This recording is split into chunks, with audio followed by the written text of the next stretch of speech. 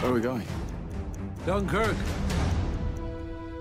There are 400,000 men trapped in one place, on a beach. Their backs to the sea, the enemy closing in all around them. And it's just a matter of time before they face surrender or annihilation. And the fact that this story does not end in either surrender or annihilation is what makes it one of the greatest stories in human history. I'm not going back. There's no hiding from this sun. We straight away started talking about the big format. We have big love for the big format. I mean, especially IMAX, you know, it's a very visceral window to the world. You know, in many ways, it's the best format out there. If somebody had said to us 6 years ago, you know, go off and make a film about the evacuation of Dunkirk using only large format cameras, I think we would have thought that was an insane thing to do. But because we'd done so much of that work on Interstellar and the Dark Knight movies, we were equipped to do it. And, you know, we're able to maximize the format and really get everything that we wanted from it. 70-something% of the film is the full IMAX format because it is the most beautiful way to watch a movie. It's a treat if you can see it in that format. The immersive quality of the image is second to none.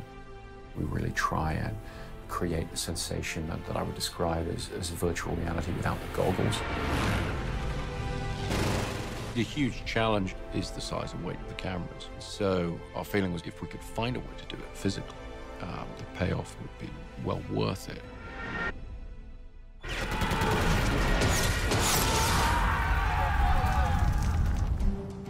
I really wanted to make that camera work as any other camera you would use. You know, handheld and in a very sort of intuitive and impulsive way that you can use a film camera.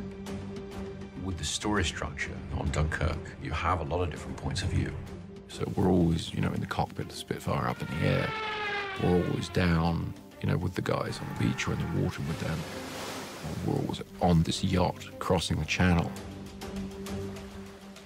We started to invent stuff to make it possible for us to put the camera on planes and in the cockpits, engineering special lenses that would put the lenses in certain places where it was impossible for a camera to be. It was massively important to us to do that because we really wanted to be able to get our actors up into the air.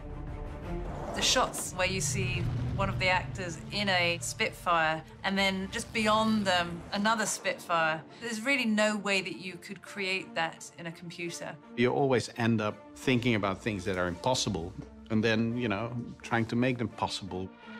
We made it work.